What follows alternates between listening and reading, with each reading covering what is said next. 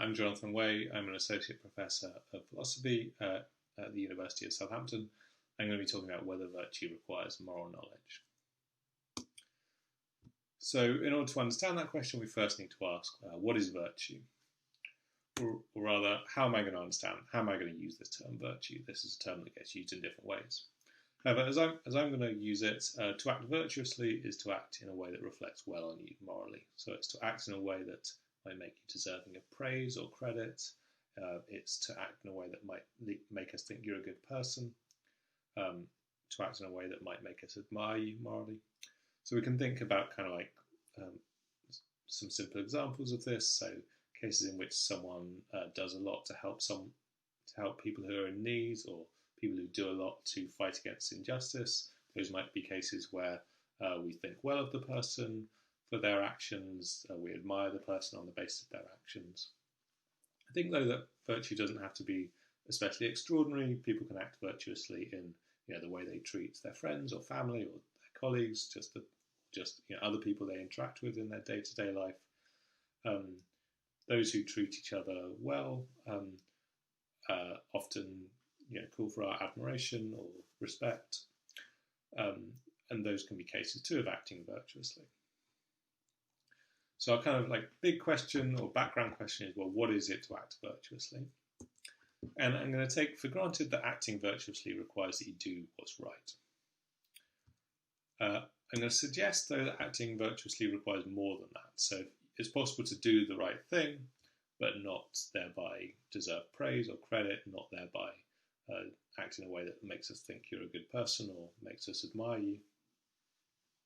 And we're going to be interested in, well, what is this more that's required? What more than just doing the right thing is required for acting virtuously? I should say is there are lots of kind of background questions that we could ask here about, well, what is it to do the right thing? What makes something the right thing? Where do standards of right and wrong come from? Those are all excellent questions that we study in moral philosophy. But for the purposes of this talk, I'm just going to take for granted that some things are right and some things are wrong, and focus on this further question of, okay, well, this person did the right thing, but did they thereby act well or act virtuously? What more is required than doing just the right thing? Okay, so why think that acting virtuously isn't just a matter of doing the right thing? Well, here we can draw on some examples from two of the most famous moral philosophers in history. So the first is a famous example from the 18th century German philosopher Immanuel Kant. So he gives this famous example of a shopkeeper. The shopkeeper gives their customers the right change, but they do it just because that's good for business. They do it because they know that if they didn't give their customers the right change, if they shortchanged their customers, then word of this would get around and people would stop going to their shop. So here the shopkeeper does the right thing, like they treat their customers fairly, they give them the right change. But we don't thereby think that they're deserving of praise or admiration. We don't thereby think that they're acting morally well. We don't, on that account, think that they're good people, morally speaking. So that seems to be one kind of example in which someone does the right thing, but they're not thereby acting virtuously. They're not thereby deserving of praise. Second example is a sort of more dramatic and violent example due to the 19th century British philosopher John Stuart Mill. So Mill imagines a tyrant who rescues his enemy from drowning, but they do this only so that they can then torture them. So they think it's not enough for this person just to drown, they have to be tortured first, and so they save them from drowning in order to cause them pain themselves. Now again, this is a case in which someone does the right thing, so the first part of this person's action is acting rightly, so rescuing someone from drowning is a good thing to do, often the right thing to do. So this person, in saving the person from drowning, does the right thing, but we don't thereby think that this is a good person, or we don't thereby praise or admire the person. So this is another example in which someone does the right thing, but they're not acting virtuously.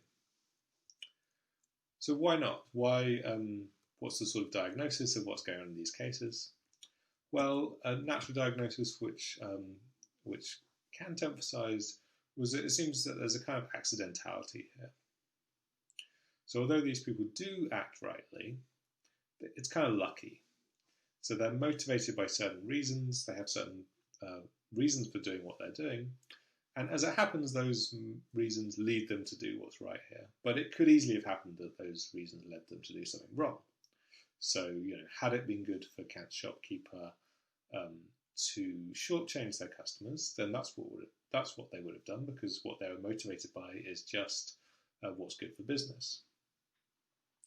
Similarly, and this is sort of even more obvious in the Mill case, the tyrant's motive of wanting to torture the person, that leads them to, or later torture the person, we can imagine. So that motive, although it happened in the first instance to lead them to do something right, namely save the person, that motive can easily lead them to do something wrong. So what these examples suggest is that in order to act virtuously, it's not enough for you just to do the right thing. You've also got to act for the right reasons. Because if you act for the wrong reasons, then those reasons then it's just kind of accidents that those reasons lead you to do the right thing. So those examples, thinking about these examples and that kind of diagnosis suggests a kind of answer to the question of, well, what more does virtue require than just doing the right thing? And that answer is, well, you've got to do the right thing, but you've also got to do it for the right reasons. And that's the problem with Kant's shopkeeper and Mill's tyrant. They do the right thing, but they don't do it for the right reasons. They do it for the bad reasons. Okay, so we've now got this sort of formula. Acting virtuously requires that you act for the right reasons. But that's a little schematic, it's a little kind of vague, because it just raises this question of, well, what are the right reasons? And there's different views that can be taken on this. The view that we're going to be interested in is the view that Kant himself held, which is that virtue requires you to act from duty or obligation. So the good reasons for acting are the reason of duty, reasons of duty or obligation. So what is it to act from duty? Well, acting from duty, I take it, is a matter of doing something because you know that that's the right thing to do. Doing something because you know that that is your duty or that is your obligation. So you can say that on Kant's view, you act virtuously if you do the right thing because you know that it's the right thing to do. So you've got to do the right thing, you've got to know that it's the right thing to do, and your knowing that this is the right thing to do is going to lead you to do it. So on this way of thinking about things, we can see that virtue requires a kind of moral knowledge, that is, knowledge of what's right and wrong. In order to act virtuously, you've got to have this knowledge of what's right and wrong, and you've got to act on the basis of that knowledge. So Kant's view is that virtue does indeed require moral knowledge. And what we're going to be interested in the rest of this talk is whether that's right. Can we think of cases in which someone acts virtuously, but not because of their moral knowledge? So that would be a case in which someone acts in a way which we think deserves praise or admiration, but they weren't acting on the basis of their knowledge that what they were doing is right. And we're going to work by counterexamples, so we're going to think about a couple of types of cases in which someone seems to act in a way that deserves praise or admiration, but they're not motivated by their knowledge of what's right. So the first and the main type of example that we're going to look at draws on a case from Mark Twain's novel, The Adventures of Huck Finn. So this is a novel that's set in the southern US in the kind of 1830s. Slavery was a widespread institution. So Huck Finn is the kind of main character in this novel. He's a kind of like 14-year-old boy. He is traveling down the Mississippi River with his friend Jim, and Jim is a fugitive slave. So they're traveling together down this river. Now, as they reach the point where Jim will legally be free, so as they cross the state line, then it sort of occurs to Huck that, well, what he's doing here is helping a fugitive slave, so he's helping Jim escape from slavery. And in doing that, that's sort of like stealing. The slave is the property of the slave owner, and so in helping Jim to escape, he's what he's doing is like stealing the slave. And that leads Huck to think that what he's doing is wrong. So it leads Huck to think, well, what I ought to do is turn Jim over to the authorities. However, when the crucial moment comes, he finds that he can't go through with it, and he continues to protect and help Jim, to escape from slavery. So, what's going on in this case? Well, sort of in the novel, it's a little bit hard. It's contested, like what exactly is going on with Huck's motivations. But I think like lots of readers have thought or have been tempted to think that there is something admirable about what Huck does. And it certainly seems that we can kind of imagine a version of Huck's case in which he is acting in a way that is praiseworthy. He is acting in a way that makes us think well of him, think he's acting in a morally praiseworthy way. And to sort of like make that case, let's kind of fill the case in, and it doesn't really matter if this is what's accurate representation of the novel or not.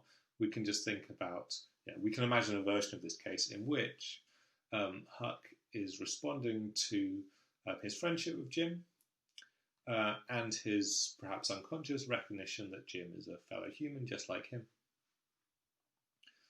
So we can think, well, so our question is kind of, well, what's motivating Huck here? What's motivating Huck to keep protecting Jim, not to turn him over to the authorities, not to return him to slavery? So let's suppose that his motives here are, well, he wants to preserve his friendship with Jim and his perhaps sort of unconscious recognition that Jim is a fellow human just like him. So if those are his motives, and even if he's not entirely clear about what his motives are, then it seems that there's quite a lot to be said for Jim. There seems to be quite a lot said for Huck. So Huck is, it seems, acting in a way that deserves a kind of praise and admiration. He is helping Jim to escape from slavery, and he's doing that for good reasons. He's doing that in response to his friendship with Jim and in his recognition, his sort of perhaps unconscious recognition of Jim as a fellow human. If that's right, though, if we do admire Huck on the basis of that, then this would be a case of someone acting in an admirable or praiseworthy way, despite not acting from moral knowledge. Because after all, Huck thinks, and apologies for typos on the slides here, it should say Huck in both the last two instances, last two bullet points there. In those cases, what's going on here is that Huck is acting in a way that deserves praise, despite thinking that what he's doing is wrong. And so if he's thinking that what he's doing is wrong, then it seems that he can't be acting from knowledge that what he's doing is right, because he doesn't even think that what he's doing is right. He thinks that it's wrong. So that seems like a possible case in which someone is acting in an admirable way, in a way that deserves praise, although he doesn't know that what he's doing is the right thing to do. So he seems to be acting virtuously, although he doesn't know that what he's doing is right. So that's a sort of fairly, kind of extreme case in a certain way. But I think it might, it seems like one kind of possible case in which someone acts well without acting from moral knowledge. I think once we see cases like that, we can think, well, maybe there are also much more mundane cases in which people act well or act in a way that deserves praise or admiration without knowing that what they're doing is the right thing to do. So the Huck Finn case is a case in which someone acts well or acts admirably despite judging that what they're doing is wrong. But it seems like there's also another possibility, and that's that someone can act well in a case where they just don't make any judgment at all. So this kind of Kantian view seems to say, well, you can only act virtuously if you've made this judgment that what you're doing is the right thing to do. But it seems like there are various cases in which we act without making any judgment at all about whether what we're doing is right or wrong. So often we act just quickly and spontaneously, without particular deliberation about what we're doing. And plausibly, in some of those cases, we can act well. So we can think about examples of fairly spontaneous action. Suppose someone is walking past a river, they see a drowning child, and without really thinking about it, they just jump in, save the child. That seems like it could be an admirable action. It seems like it could be something that we want to praise the person for doing. But it's not obvious that they had to, before jumping in, make a judgment. Oh, what I ought to do here is jump in and save this child. But if they hadn't made any judgment, then it seems like we can't say that they knew that what they were doing is the right thing to do, because they didn't even judge that this was the right thing to do. They weren't even thinking about what the right thing to do was. They just acted. Similarly, we can think about, again, a sort of more mundane case would involve conversation. So, sometimes when we're having a conversation with people, we kind of think through what we're going to say before saying it and think about, well, what's the right thing to say here? But much more often we don't think about things like that. We just we just engage in conversation with people. We just talk to each other. And sometimes it seems that things we say in conversation can be morally good, morally bad, can deserve praise. So imagine, someone's telling you about some terrible thing that's happened to them, and you comfort them. You say helpful things to them. That might be something that we praise you for. That might be something that makes us think, you're a good person, that you're a considerate or kind or helpful person. So in making that comforting remark, you're thereby acting virtuously. But that doesn't seem to require that you kind of were consciously thinking, oh, this is the right thing to do. That the right thing to do in this situation is to say this to this person, that will help them. Rather, the person might just spontaneously say the helpful thing. So more generally, I take the lesson of these cases to be that, well, we don't always have time to deliberate. We don't always, as it were, think before acting. Sometimes we just act without very much thinking about whether what we're doing is right. And it seems plausible that sometimes in so acting we can act well. We can act in a way that deserves praise. We can act in a way that speaks well of us. If that's right, though, it seems that it must be possible to act well, act virtuously, without having explicit knowledge that what we're doing is the right thing to do. So that would be another kind of case in which someone can act virtuously without knowing that what they're doing is the right thing to do. Okay, so just to sum up, I've said that virtue, in the way that I'm understanding it, is acting in a way that reflects well on you, acting in a way that deserves praise or admiration. Virtue requires that you do the right thing. You can't be deserving of praise or admiration for doing the wrong thing. But it also requires more than that. What more does it require? Well, schematically, we can say that it requires acting for good reasons. What are good reasons? Well, Kant's view, or the Kantian view, a view inspired by Kant, would say that acting for good reasons requires that you know that what you're doing is the right thing to do. But what I've suggested is that there are some cases which put pressure on that view. It seems like there are cases in which someone acts for good reasons or acts well, but they don't know that what they're doing is right. So Huck, it seems, could be acting for good reasons. He could be responding to his friendship with Jim, even though he doesn't know that what he's doing is right because he thinks it's wrong. And in the case of spontaneous action, you can be just kind of like instinctively responding to good reasons, like that the child is drowning or that your friend is in need, even if you don't have explicit knowledge that the right thing to do here is to jump in or to comfort your friend or whatever.